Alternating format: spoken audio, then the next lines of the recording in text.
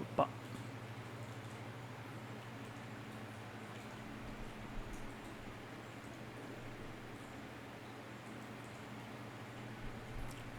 Jefferson conseguiu usar o chat. Eu dei aula ontem e nenhum dos alunos conseguiu acessar o chat. Como foi que você fez?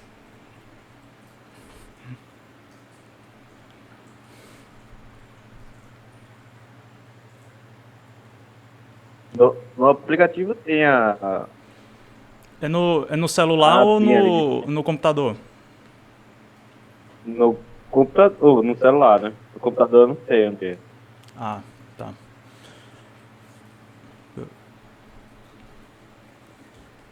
Esquisito. Porque ontem ninguém conseguia acessar o chat.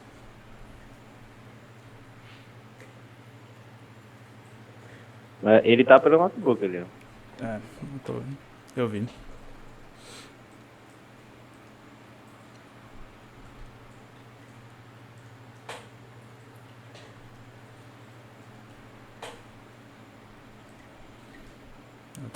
Quando der 5 pessoas, aí a gente começa, tá?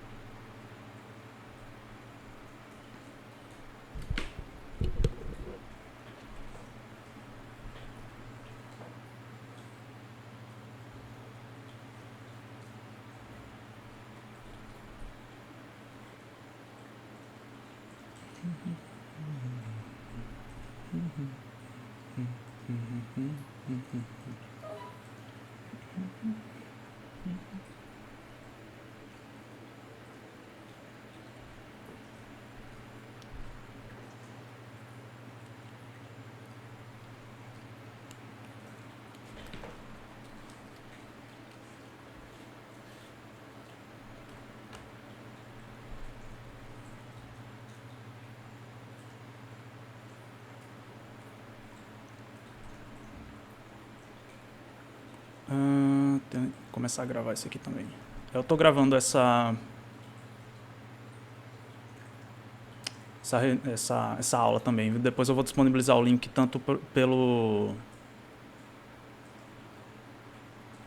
OneDrive quanto pelo YouTube, que eu tô gravando também independente. Porque às vezes a qualidade disso aqui não fica muito boa, não.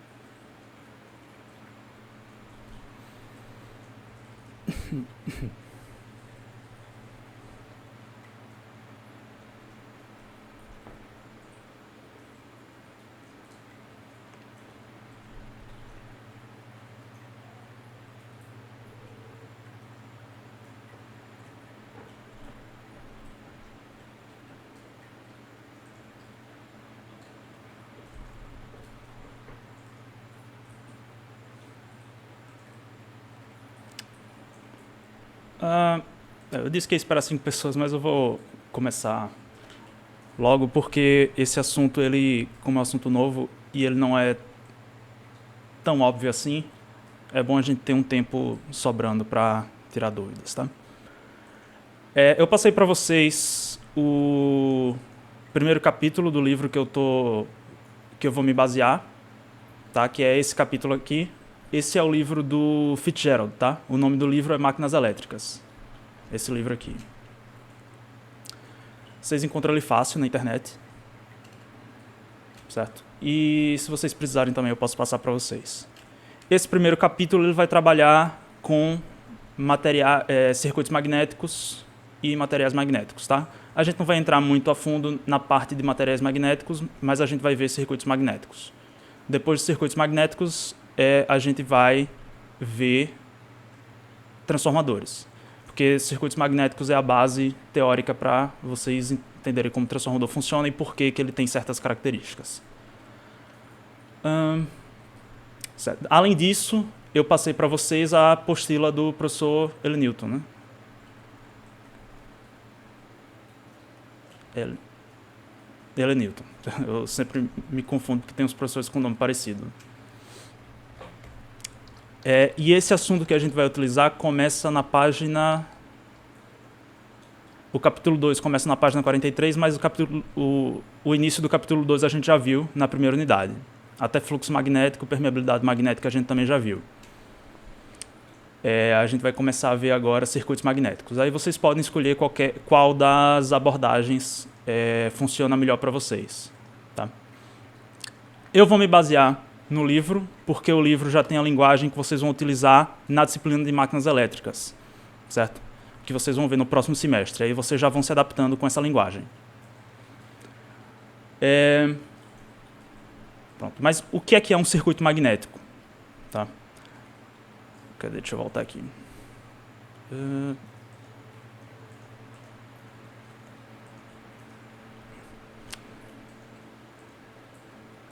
Aqui no quadro.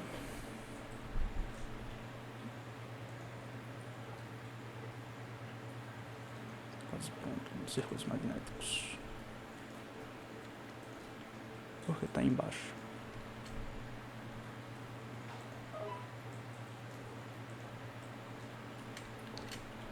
Esquisito.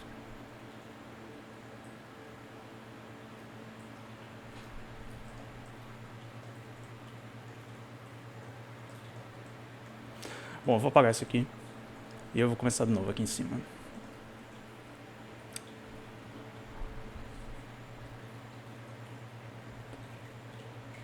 Ixi, tá muito pior. Abrir no aplicativo. Tá. O circuito magnético, a gente viu... A última coisa que a gente viu foi o diagrama de magnetização e, além do diagrama de magnetização, a gente viu como encontrar permeabilidade em cima desse diagrama. Certo? O diagrama de magnetização significa o seguinte. Eu tenho uma peça metálica ou não, certo? De algum material, que está sendo magnetizada através de um campo magnetizante H.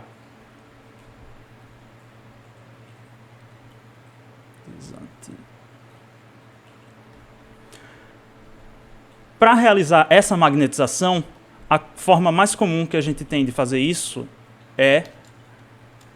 Eita. Vocês estão conseguindo enxergar o quadro?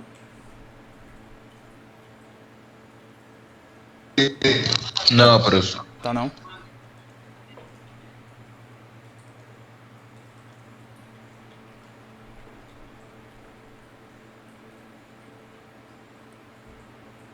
E agora tá?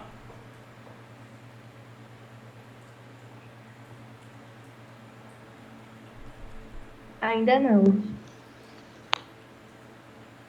Oxi.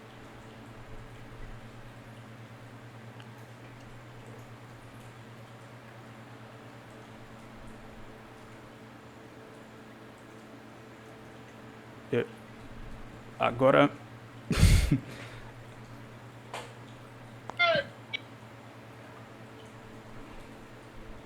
Agora está. Pronto, maravilha, então. Então, a gente tem o seguinte, tá? A gente tem uma peça que vai ser magnetizada a partir de um campo magnetizante. Esse campo magnetizante vai ser gerado a partir de uma bobina.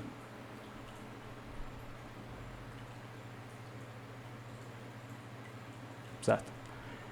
Essa bobina vai gerar um campo a partir da lei de Lenz, lei de Ampère, na verdade, que é o que ele fala aqui na equação 1.1. É isso mesmo, a lei de Ampère. E sobre, que é esse campo aqui, e na peça vai ser induzido um campo magnético B, campo induzido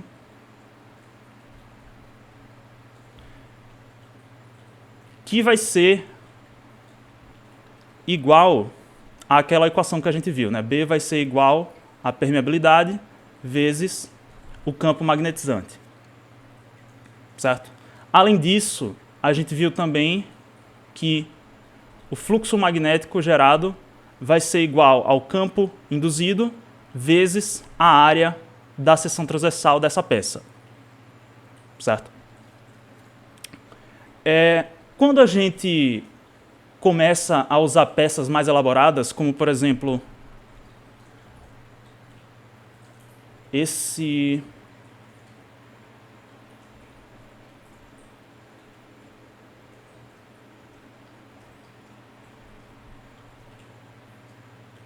Isso aqui é um anel retangular, sendo todo feito de uma peça metálica. Vamos dizer que isso aqui é aço.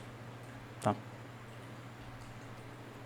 Se eu coloco uma bobina em um dos lados aqui,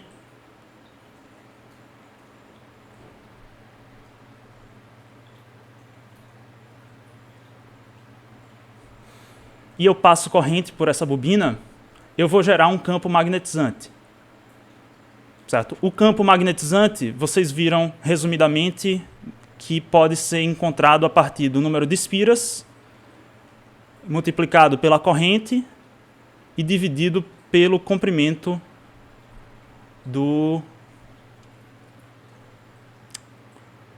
da bobina. Certo? O comprimento, nesse caso, é esse comprimento aqui. Tá? Nos estudos que a gente vai fazer daqui para frente, a gente vai considerar esse comprimento aqui insignificante. Tá? Então, a gente pode assumir que o campo magnetizante vai ser igual somente a N vezes I. Ah, não, desculpa. Não é agora não, que ele fica insignificante. Tá? Desculpa. Certo, então a gente encontra o campo magnetizante a partir dessa fórmula aqui. Essa fórmula é uma generalização da lei de Ampère.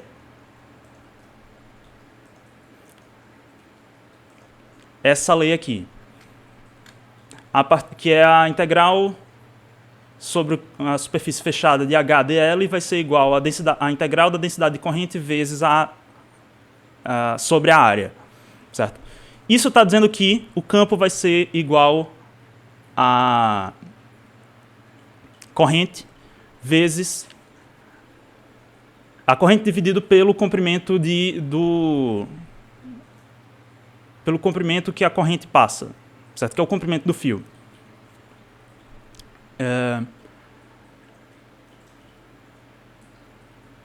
Como a gente tem várias fontes geradoras disso, que é quando a gente dá voltas na espira, a gente vai acabar multiplicando esse valor pela quantidade de espiras. Por isso que a gente vai ter N sobre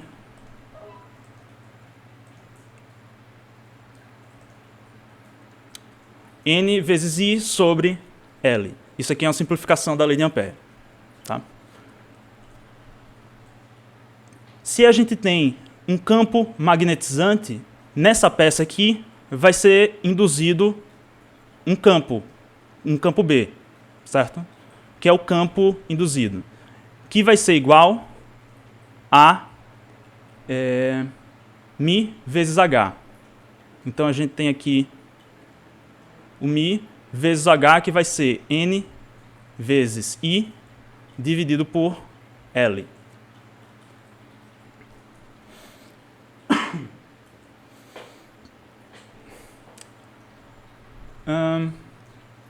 Então a gente já tem uma outra forma de escrever B.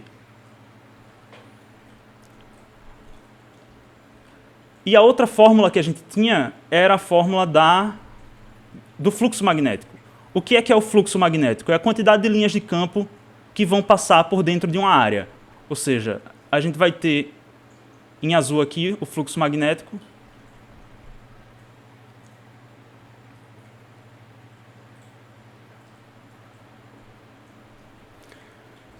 E esse fluxo magnético ele vai se comportar como se fosse uma corrente em um circuito elétrico, certo? Vocês lembram que a corrente ela tem sempre que se manter circulando, né? Ela não pode simplesmente surgir e parar no meio do caminho. Se a gente tem só lembrando aqui, tá? Se a gente tem um circuito elétrico com uma resistência e uma tensão, a gente vai ter uma corrente que vai circular por essa malha toda aqui, certo? Esse fluxo magnético, ele vai se comportar da mesma forma que a corrente. Ele vai ter que circular toda essa área aqui de acordo com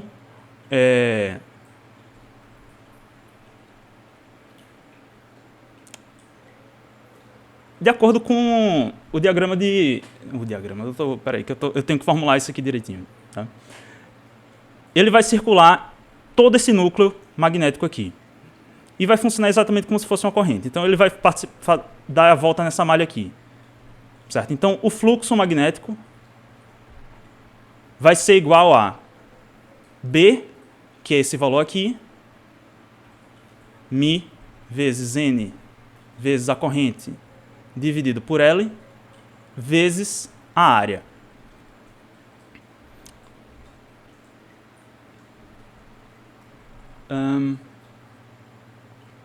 Certo? Então, a gente tem aqui duas fórmulas já maiores para a mesma coisa.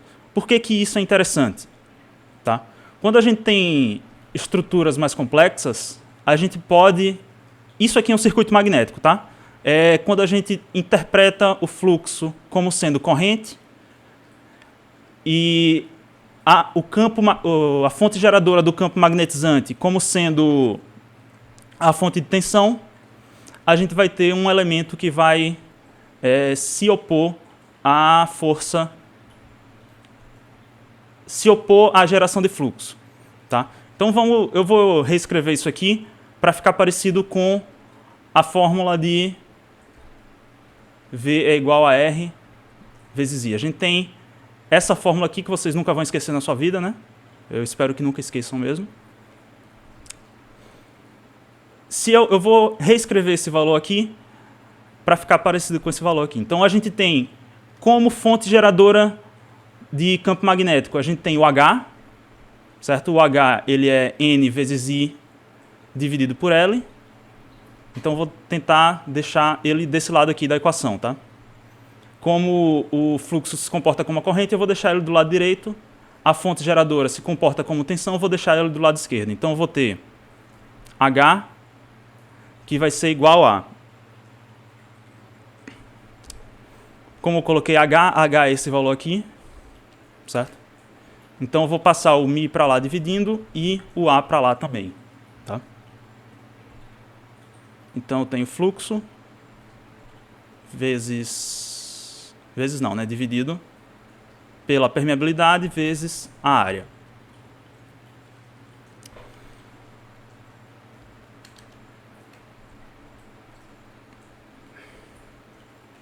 Nossa.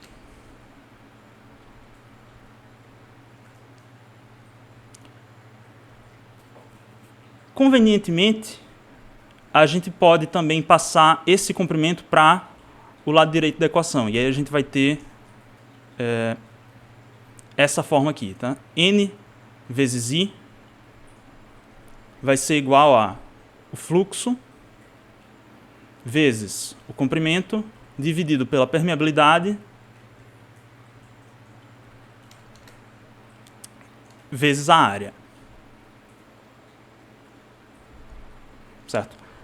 Essa equação aqui tem a fonte geradora de campo, tem a corrente e tem um termo que se opõe à geração de fluxo. Certo? Então, vou reescrever essa equação aqui como sendo análoga como é o nome dessa lei, agora que eu esqueci, a lei de Ohm.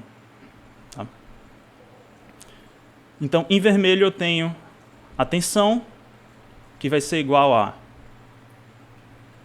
resistência vezes a corrente. aqui agora eu tenho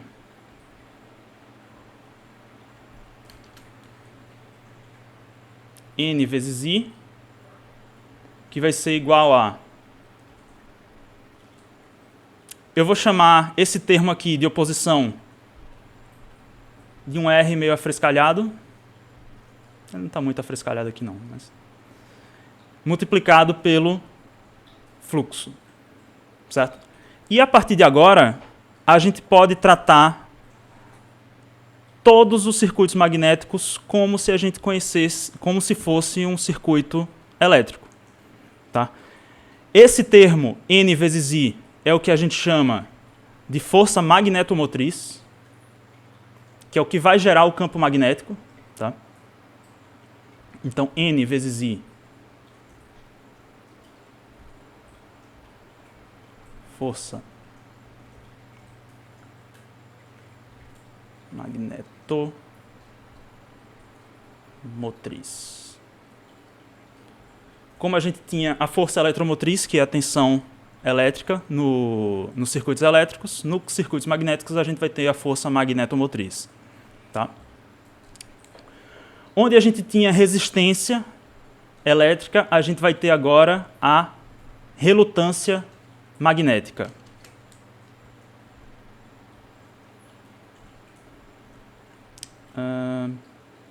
Relutância.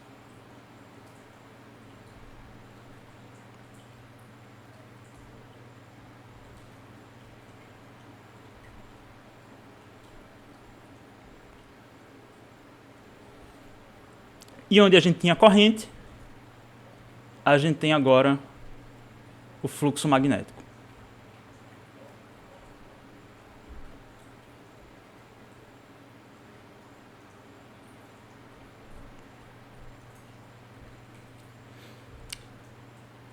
Opa.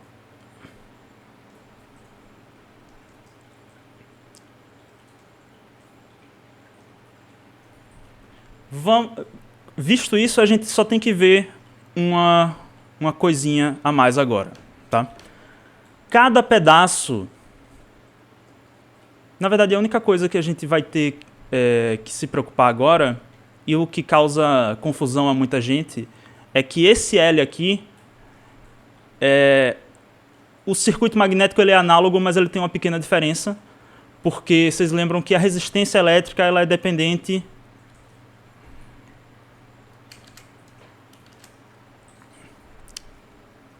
Ela é diretamente proporcional ao comprimento do condutor, isso para condutores, tá?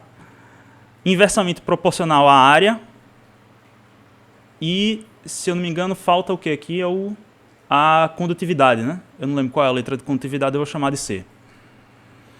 Então, quanto maior o fio, maior a resistência, quanto maior a área do condutor, menor a resistência, e quanto menor a condutividade... Ah, não é dividido não, é multiplicado. É ρ, lembrei agora qual é a letra.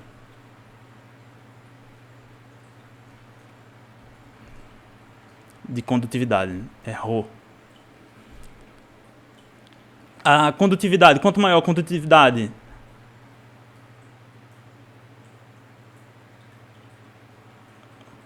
LA.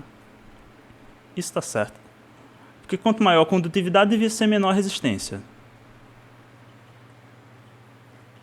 Não é dividido mesmo. Maior a condutividade. Pronto. Então, maior o comprimento, maior a resistência. Maior a condutividade, menor a resistência. Maior a área, menor a resistência. Certo? A gente tem a mesma coisa aqui. Quanto maior o comprimento da peça, agora, a gente está considerando essa peça, no caso o núcleo, maior vai ser a relutância, quanto maior a permeabilidade magnética do material, menor vai ser a relutância, e quanto maior a área, menor vai ser a relutância magnética também. Tá? Então ele é praticamente a mesma coisa, só que esse L aqui, que a gente utilizava para calcular o H, ele vai deixar de ser o L do da bobina e vai passar a ser... Eu vou redesenhar isso, tá? Redesenhar aqui embaixo.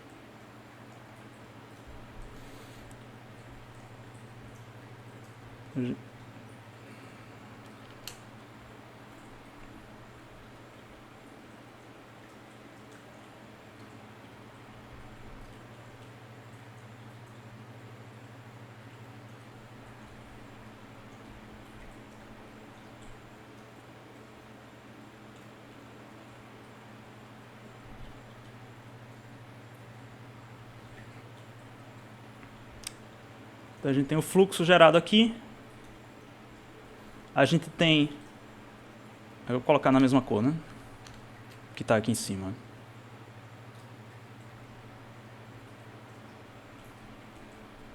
O fluxo gerado.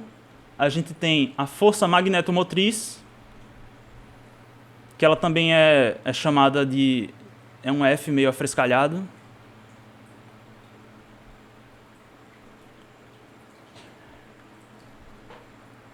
A relutância, esse L que aparece na relutância vai ser o comprimento que o fluxo percorre, certo? Então o fluxo ele vai percorrer todo esse interior do núcleo. Mas como é que a gente calcula esse caminho? A gente vai encontrar o caminho médio do fluxo. Esse caminho médio às vezes causa uma confusão, tá? Mas o que importa é que ele vai estar sempre no meio do caminho entre as paredes do núcleo. Certo? Aqui eu vou colocar um pouco para o lado, só para não ficar um sobre o outro.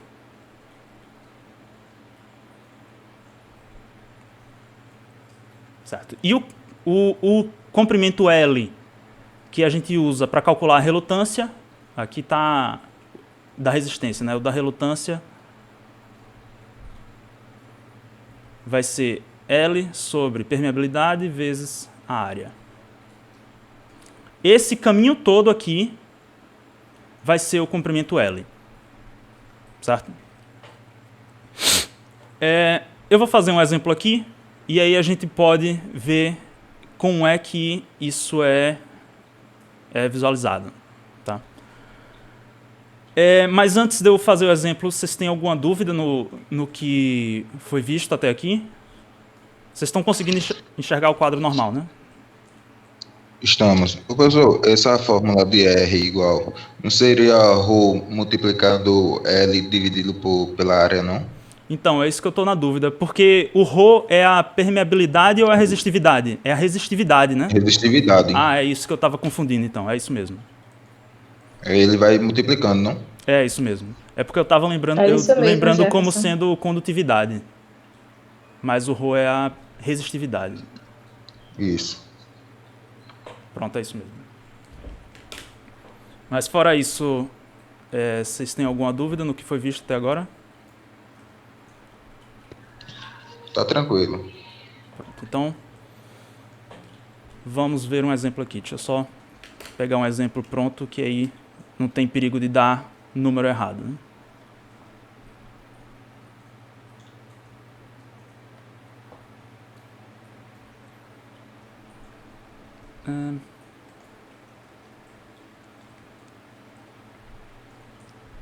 Determina isso aqui. Certo.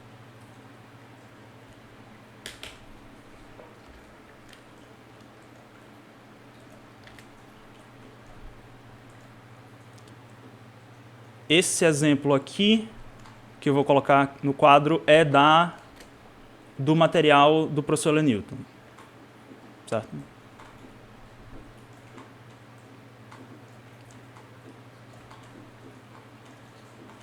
Deixa eu ver se eu consigo colocar junto das formas. Não, qualquer coisa a gente volta aqui para as formas.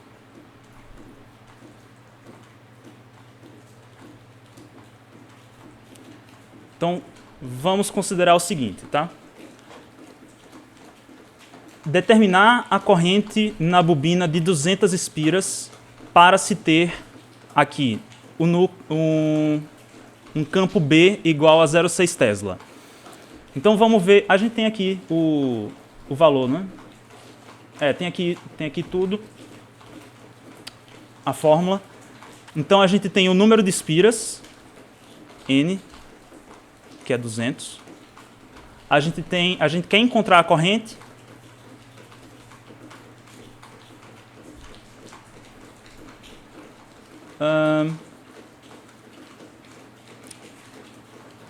Lembrando aqui, a gente sabe que o fluxo vai ser o campo induzido vezes a área.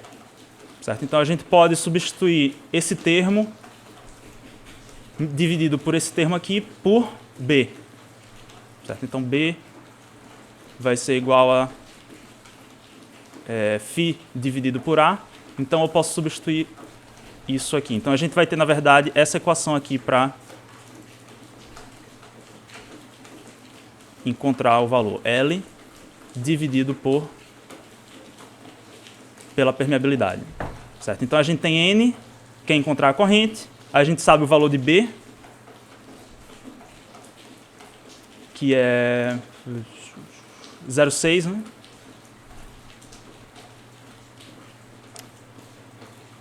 A gente consegue encontrar o comprimento e a permeabilidade eu vou ter que pesquisar aqui. Vou dizer que esse...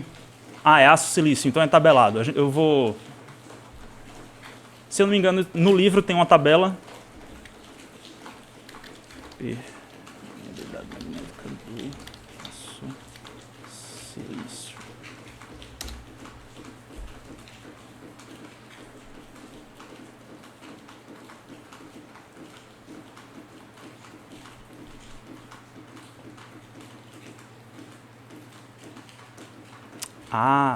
Certo.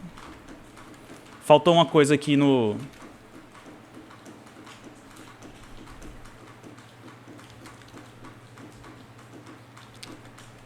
exercício, que é o gráfico de magnetização do aço silício.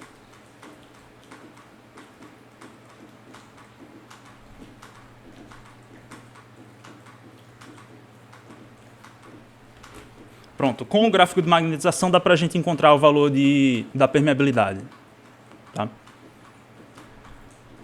Pelo gráfico de magnetização aqui, a gente já viu que para 0,6 o aço silício vai ter um H igual a 100. Certo? Então, B vai ser igual a permeabilidade vezes H. Isso está certo?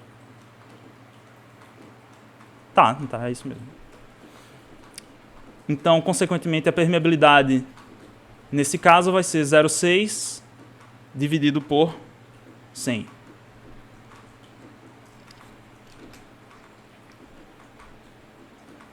Que vai ser 6 vezes 10 a 3, menos 3.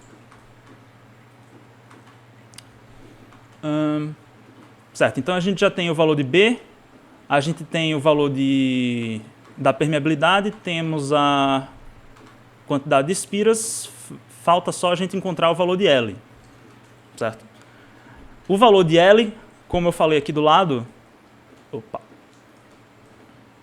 vai ser sempre esse valor aqui no meio do núcleo. Né? Aqui a gente tem um núcleo que tem 2 centímetros de largura nesse trecho. Tem 2 centímetros de largura nesse trecho. 2 centímetros de largura aqui e 2 centímetros de largura aqui. Então ele tem 2 centímetros no caminho inteiro. Certo? Se o caminho médio vai estar sempre no meio dos contornos, significa que daqui da borda até o caminho médio eu vou ter 1 centímetro. Deixa eu colocar outra cor para não ficar... Então, daqui eu vou ter 1 centímetro. Daqui para cá eu também vou ter 1 centímetro. Daqui para cá eu também vou ter 1 centímetro, e daqui para cá eu também vou ter 1 centímetro. Certo? Então, a partir de agora, eu posso calcular o tamanho do caminho médio a partir das dimensões que eu tenho aqui. Então, vamos fazer isso. Tá? Daqui até aqui, eu já tenho certeza que eu tenho 5 centímetros, porque tem dizendo nesse trecho aqui. Tá? Mas o caminho médio, ele vai andar mais um pouquinho até a metade do caminho aqui, certo? Então ele vai crescer mais 1 centímetro para a esquerda e vai crescer mais 1 centímetro para a direita.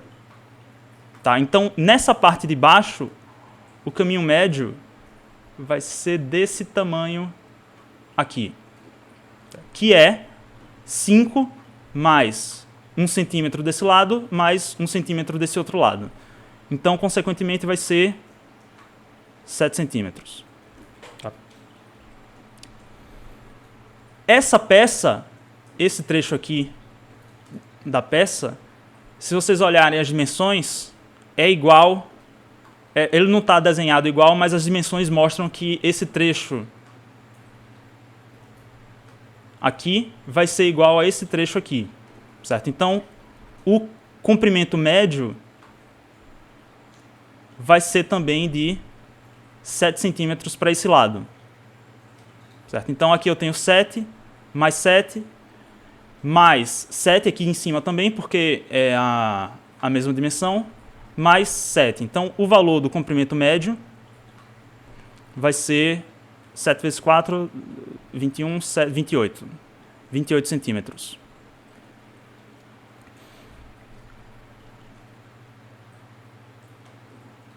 Então, a gente pode, a partir agora, encontrar... A gente já tem todas as informações que precisava, né? A gente tem permeabilidade, tem o B, tem o N, e falta só encontrar o valor de I. Então, substituindo os valores aqui, a gente tem que 200... Espera aí, antes de eu continuar. Ficou claro o que foi que eu fiz para encontrar o comprimento médio? Aliás, uma pergunta melhor. Alguém ficou com dúvida como foi que eu calculei o comprimento médio?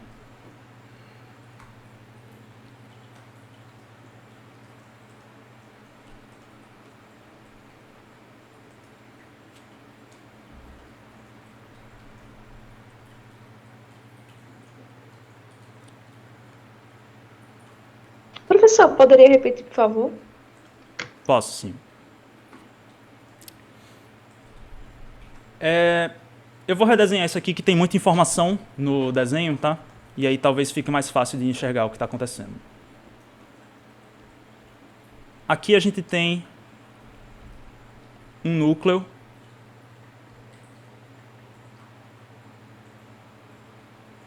que tem as seguintes dimensões. Tem 2 centímetros daqui para cá,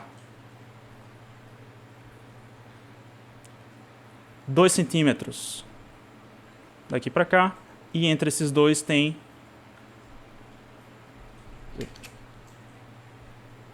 5 centímetros. E as dimensões horizontais são iguais às dimensões verticais. Então, daqui para cima também vai ter 2 centímetros.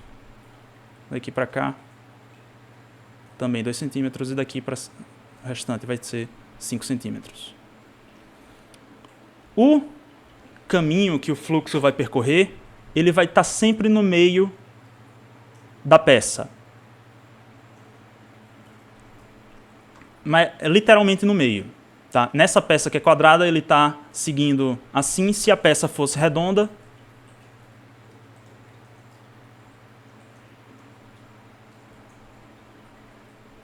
ele estaria percorrendo aqui o meio. Certo? Se ele está sempre no meio, desse limite aqui da peça horizontal até o valor final do comprimento médio aqui embaixo, esse ponto vértice, vai ser metade da largura da peça nesse trecho. Ou seja, daqui para cá, outra cor.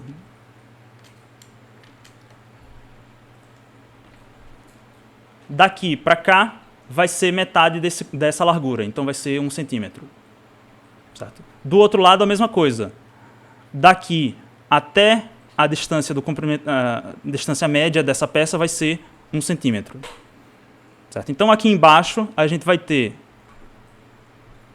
esse trecho do comprimento médio, que vai ser exatamente o mesmo tamanho da peça, que é 5 centímetros, mais uma extensão nesse sentido e uma outra extensão nesse sentido. Cada extensão dessa tem o valor de 1 centímetro. Então, por isso que esse trecho aqui do comprimento médio vai ter 7 centímetros. Certo? Se aí feito para uma das peças, como todas as outras dimensões são as mesmas, a gente pode só multiplicar por 4. Tá? Se por acaso as dimensões fossem diferentes, a gente tinha que calcular novamente. Mas ficou melhor de visualizar assim? Sim, entendi. Professor, Obrigada. Diga aí. professor, se fosse de dimensões diferentes, seria o somatório, né? Isso, De seria cada lado. seria a soma de todos os trechos em verde aqui, né, que eu coloquei aqui em verde. Tá, beleza. Pronto, então a gente viu que o comprimento, nesse caso aqui, foi 28 centímetros. Como a gente sempre faz as contas no SI, em converter isso para metros, então L vai ser 0,28 metros. Né? Então a gente pode agora, com todas essas informações, a gente pode calcular a corrente necessária para induzir esse campo no núcleo de aço silício. Certo? Então a gente tem que a corrente vai ser igual a B multiplicado por L dividido pela quantidade de espiras multiplicado pela permeabilidade. Certo? Então isso aqui vai ser 0,6 vezes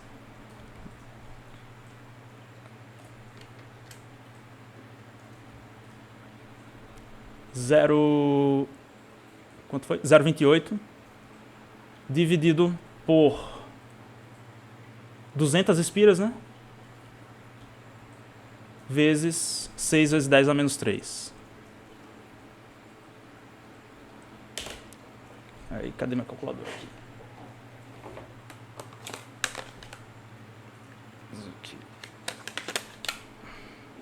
0,6 vezes 0,28 dividido por 200.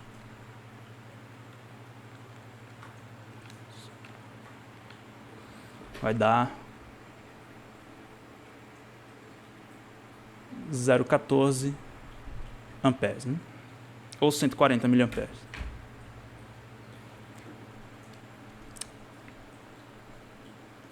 Ok.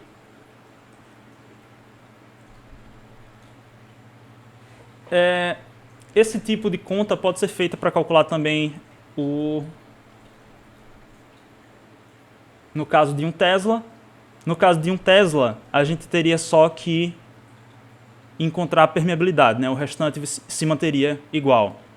Então, só para não deixar incompleto, vamos resolver a letra B também. A letra B, eu tenho 1 Tesla, vai ser igual a 200 ampere por metro.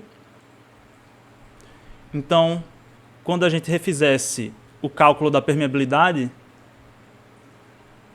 a gente faria que 1 Tesla vai ser igual a permeabilidade vezes 200.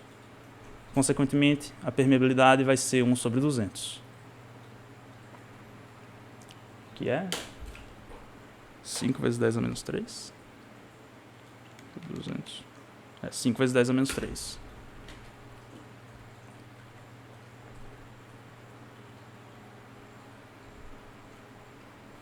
E aí a gente iria refazer essa conta substituindo somente esse termo. Aqui faltou 1 vezes, né? Então, nesse caso, a corrente seria de 0,6 vezes 0,28 dividido por 200 dividido por 5 vezes 10 a menos 3.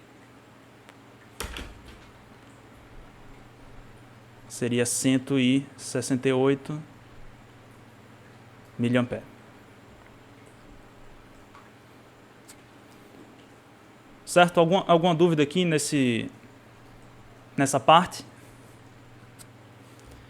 se vocês entenderam como calcula o comprimento médio e como faz para encontrar a permeabilidade, vocês estão muito bem encaminhados para o restante dessa disciplina, porque esse é o tipo de coisa que mais dá problema, que eu mais tive problema no semestre passado. Certo? Então, tentem focar nesse tipo de resolução, porque muita gente se confunde. Tá? Então, se vocês não entenderem, por favor, me parem, e aí eu tento explicar de outra forma. Certo? Não. Ô, professor, Diga aí. vai ter lista de exercícios com relação a esse assunto? Sim, sim, vai. Tá. Pra gente poder fixar melhor. Sim, sim. Certo. Professor, licença. O resultado da corrente é 280 É? mili. Da letra A ou da letra B? Da letra B? B. Deixa eu só refazer a conta aqui para confirmar. 0,28 dividido por 200 dividido 5 vezes 10 a menos 3. Aqui deu a mesma coisa. Você só substituiu o 5 ali no 10 a menos 3?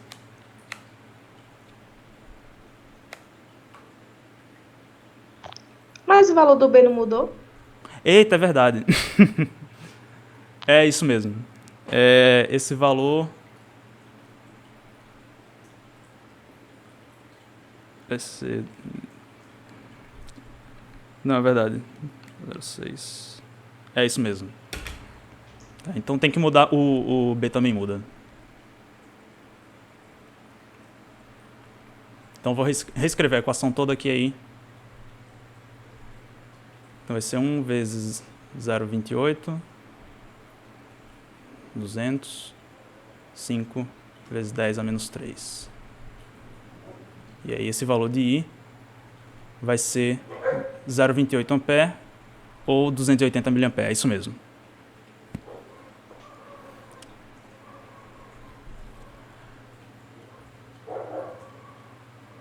Bom, isso fica dessa forma quando a gente tem só uma peça contínua. Mas quando a gente tem algum tipo de interrupção nessa peça, a gente vai ter que assumir algumas coisas. Tá? Então vamos ver como é que ficaria isso.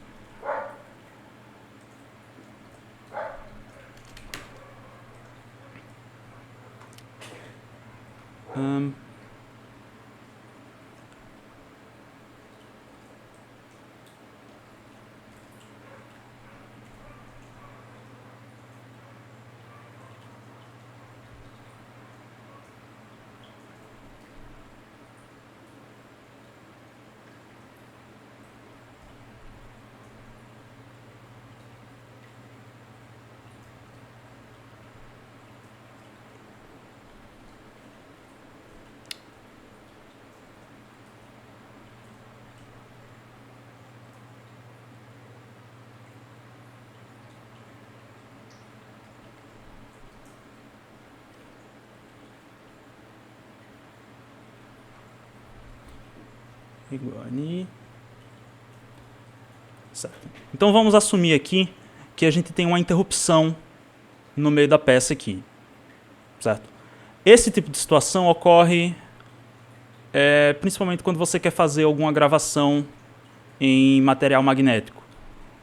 Gravação de HD é feito assim, o disco passa por dentro de um núcleo. O disco passaria por aqui, por exemplo. Gravação de fita cassete também é feita assim. O que mais é feito assim? Acho que, em geral, é esse tipo de coisa. Certo? Então, a gente grava dados em material magnético. No caso, o disco do HD passa por aqui, ou seria a fita cassete que passaria por aqui. Tanto a de áudio quanto a de vídeo. Tá? Nesse caso aqui, a gente vai considerar o seguinte caso. Tá? A gente também vai ter um fluxo gerado, só que esse fluxo não vai ser mais dependente somente da relutância do núcleo. Certo? Ele vai ser dependente também da relutância do núcleo, porque esse aqui é o caminho que o fluxo vai fazer, tá? E dessa interrupção também. Então, como é que ficaria essa conta aqui? Se a gente tem, por exemplo, um circuito elétrico com a resistência e uma outra resistência,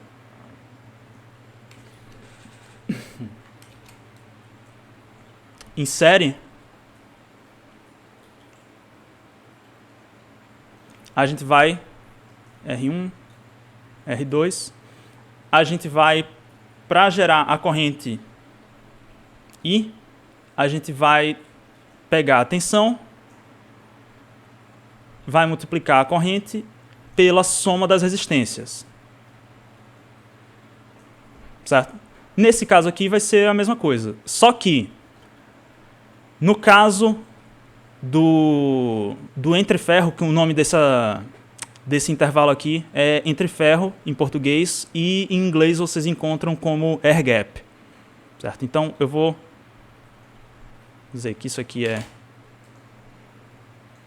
o entreferro. Que fonte esquisita.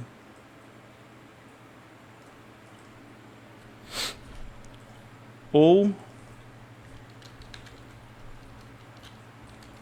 air gap. Vocês encontram das duas formas, tá? E o comprimento disso aqui geralmente é representado pela letra G. Esse comprimento aqui de espaço. Para fazer aquela equação da gente, agora, que era NI,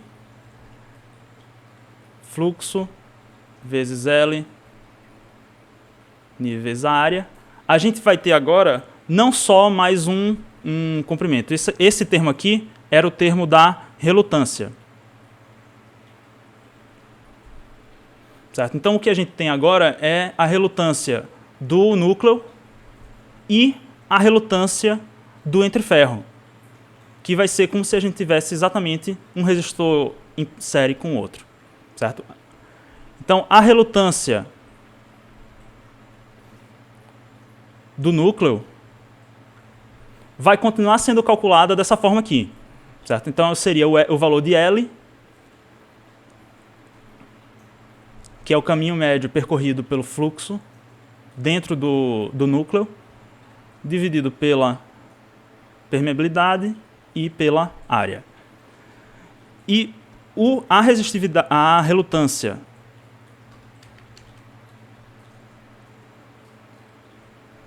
do entreferro vai ser dado pelo comprimento do entreferro, G, dividido pela permeabilidade do entreferro.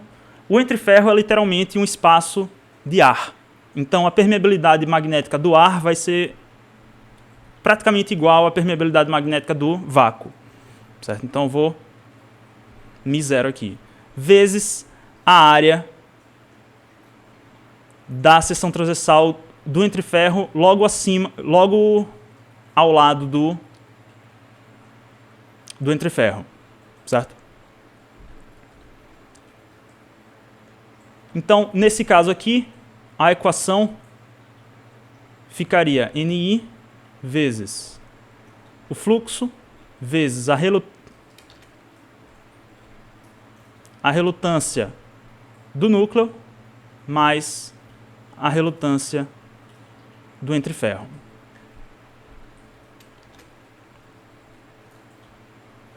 Certo? O que é que acontece aqui? Alguns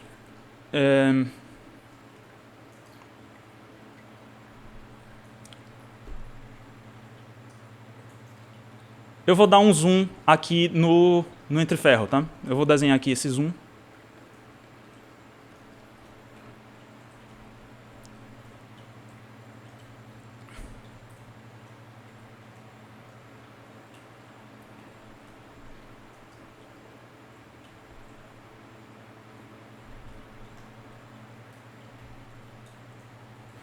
Então, aqui nesse entreferro, o que é que acontece com as linhas de campo? Tá? Vocês lembram que o fluxo é a densidade de campo induzido.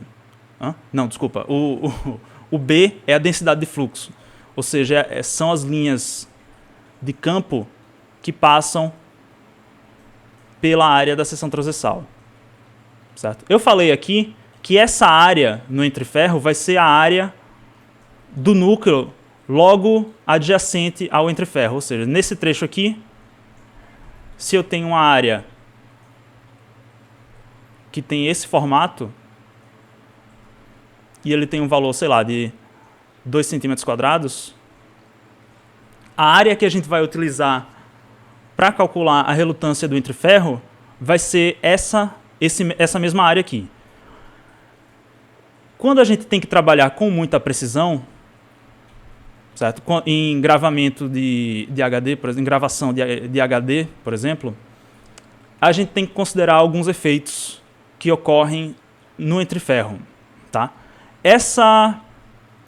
Esse espaço aqui vai causar um efeito que é conhecido como espraiamento, que é quando as linhas de campo elas se expandem um pouco aqui para fora do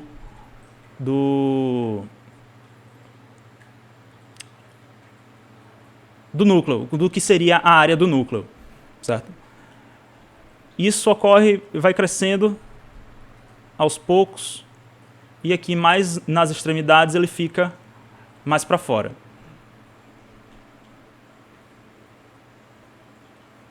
Eita. Essa variação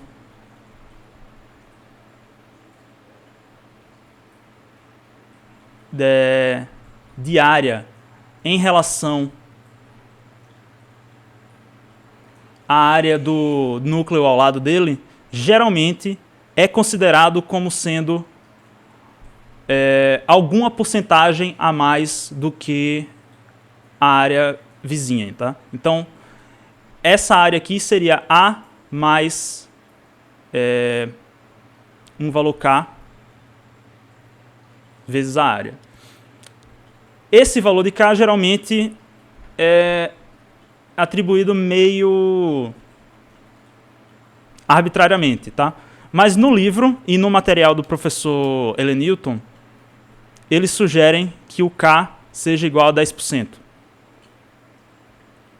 Certo? Então, se, por exemplo, a área do núcleo adjacente ao entreferro fosse 2 cm², a área que a gente utilizaria para calcular a relutância do entreferro seria 2 cm² mais 10% desse valor, ou seja, 0,2. Certo? No caso aqui seria 2,2 cm². Tá? Eu, em geral, não peço que vocês usem isso, porque é só mais uma conta que vocês vão ter que fazer e é mais uma fonte de erro desnecessária. Se por acaso vocês forem trabalhar em algum tipo de indústria que precise desse nível de precisão, vocês lembram que isso existe. Mas, de modo geral, a gente não precisa desse nível de precisão. Tá? Então, eu considero, para as minhas contas, que a área do entreferro é a própria área do núcleo vizinho a ele. Então, só para dar um nome a isso aqui é o efeito de espraiamento. Tá? Parece ser dito errado, mas é assim mesmo. Espraiamento.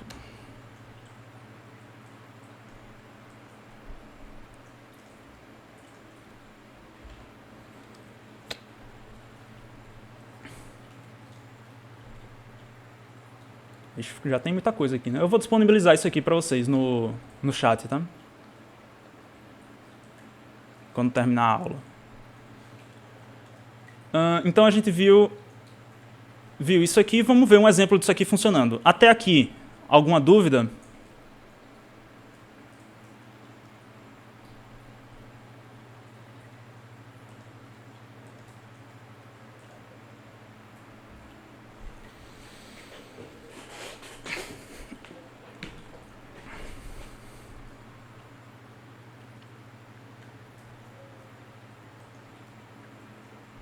então, né? Então vamos prosseguir para o exemplo. Vou pegar aqui vou surrupiar aqui do material do professor Elenilton.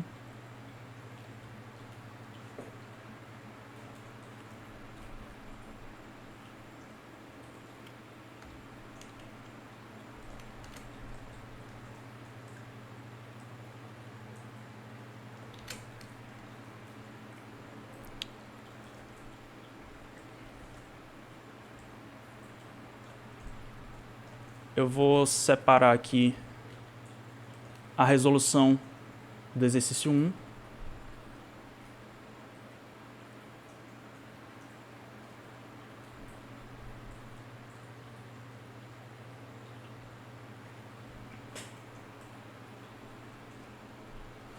Eu vou colocar essa parte do espraiamento mais para baixo também.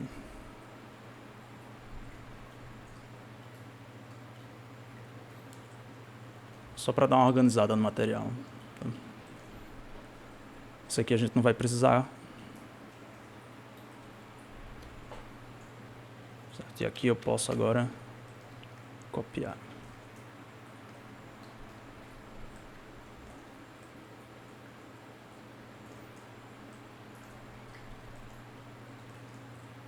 Ô, meu filho, não trave não.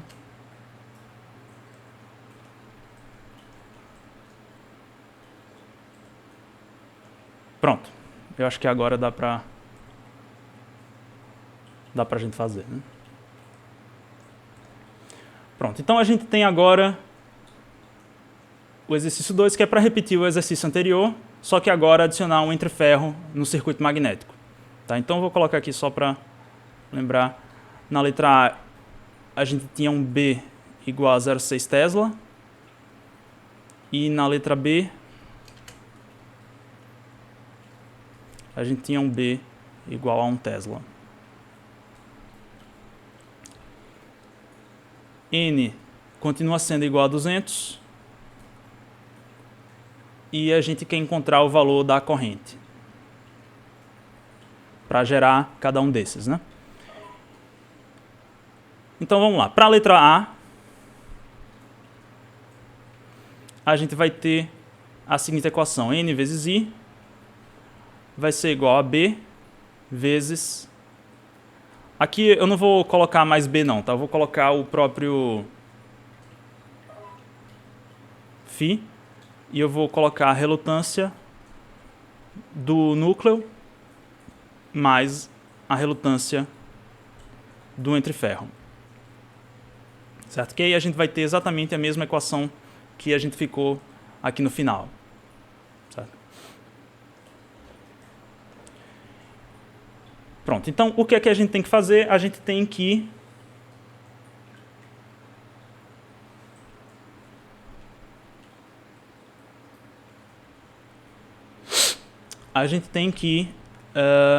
encontrar a relutância do núcleo, tem que encontrar a relutância do entre-ferro.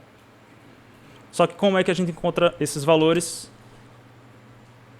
Relutância do núcleo vai ser o comprimento do núcleo.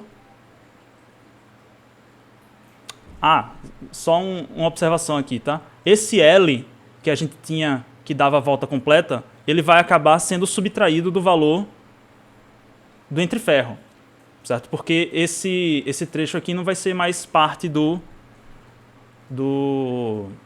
núcleo, vai ser parte agora do entre-ferro só, certo? Então é só para lembrar disso aqui. Tá? Então L menos G vezes a área e o valor de RG vai ser o valor de G, permeabilidade no núcleo, vezes a área. Certo? Como a área é um elemento comum aqui, eu posso jogar ele para o lado de fora. Então a gente vai ter N vezes I. Novamente, tá? Essa área está sendo elemento comum porque eu não considero o efeito de espraiamento, tá? Porque ele geralmente é pequeno demais para...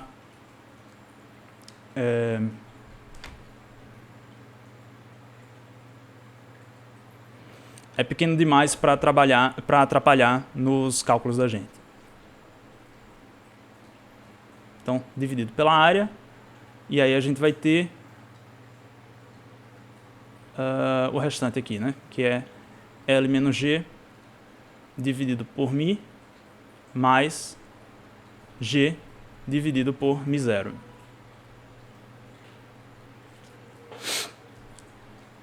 E agora a gente pode começar a colocar valores aqui, certo? O valor de L, como esse núcleo é o mesmo núcleo da questão anterior, o valor de L vai ser o mesmo, certo? Que vai ser 28 centímetros. Só que, para calcular a relutância do núcleo, eu vou subtrair do entreferro, que o entreferro está marcado aqui como 1 milímetro. Então, no final das contas, o L vai ser 27, né? 27 centímetros.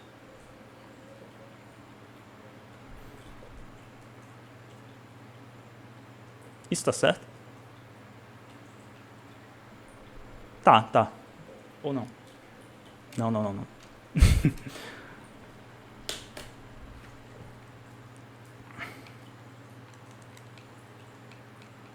É 27,9 centímetros. Viajei aqui. 27,9 centímetros. Então, a partir de agora a gente pode calcular tudo, né? A gente tem o valor de N, que é 200 ainda. Vou colocar isso aqui mais para baixo. 200i vai ser igual a φ dividido pela área, que é igual a B. O valor de B a gente já tem, que é o próprio 0,6. Vezes L menos G é 27,9 ou 0,279 metros, dividido pela permeabilidade. A permeabilidade a gente encontra pelo diagrama de magnetização, mas a gente já fez isso na questão anterior. Eita. E deu, na letra A, deu 6 vezes 10 a menos 3.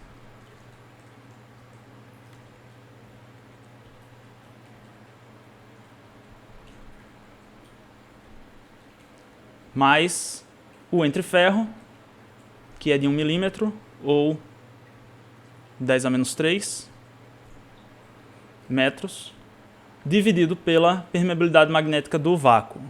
Só lembrando aqui, μ0 é 4π vezes 10 a menos 7. Tá? Então, substituindo esse valor aqui,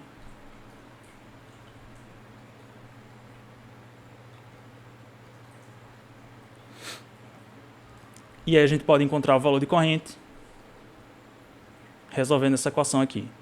Aí eu vou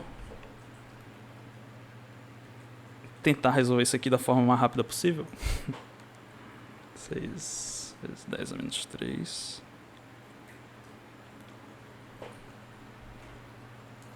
É melhor escrever passo a passo, senão eu vou acabar me confundindo.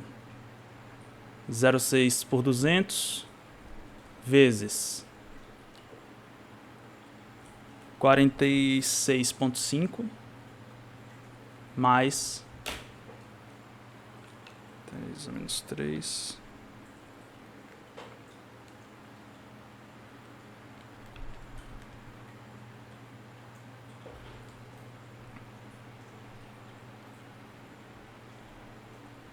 795,7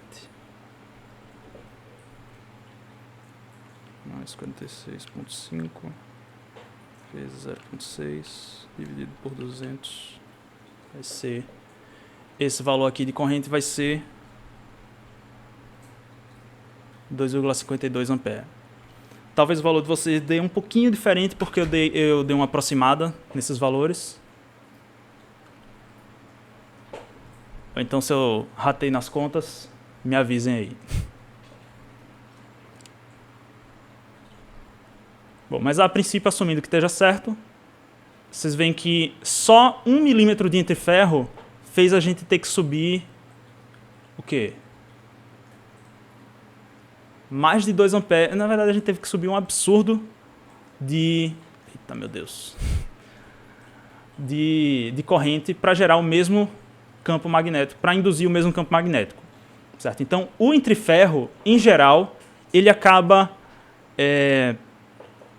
dominando as contas sobre...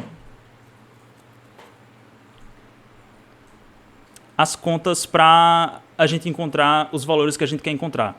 Certo? Então, não é raro a gente ignorar completamente a relutância do núcleo e usar somente a relutância do entreferro. Certo? A gente vai ver isso mais para frente, mas por enquanto vamos considerar os dois. Tá?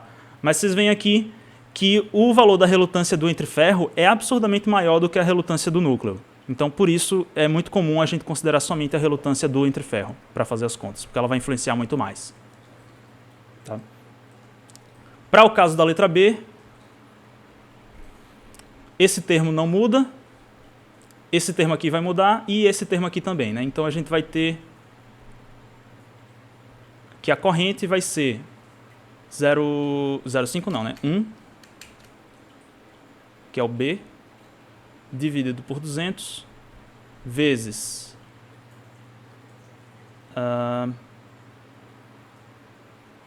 aí eu vou fazer essa conta aqui, 0,279 dividido por 5 vezes 10 a menos 3, dá 55,8.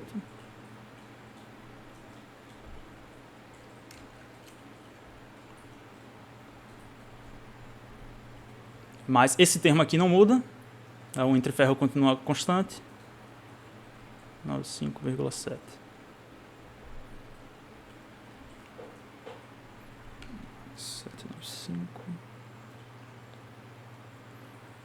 Dividido por 200. 4,25 amperes.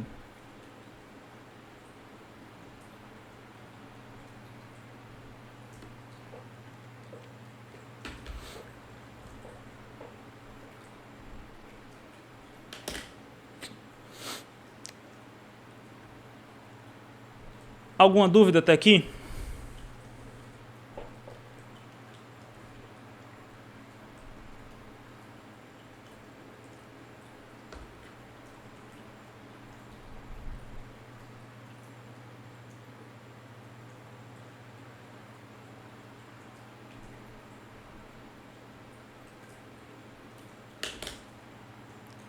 Então, hoje a gente vai ficar por aqui, tá?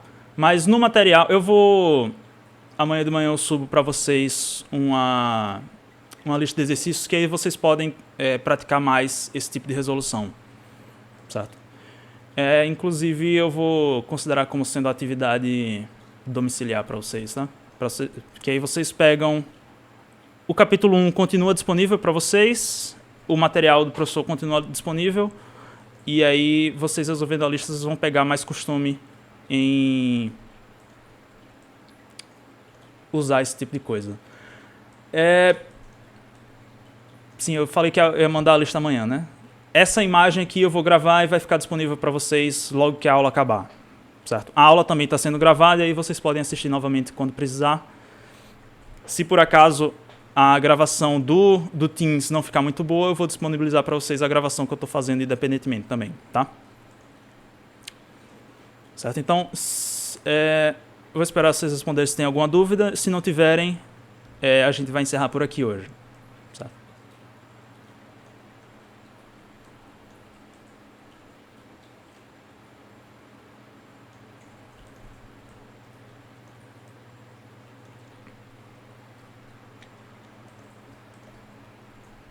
Sem dúvida não, né? Tá ok. Então, bom final de semana para vocês. Até semana que vem. Tchau, tchau.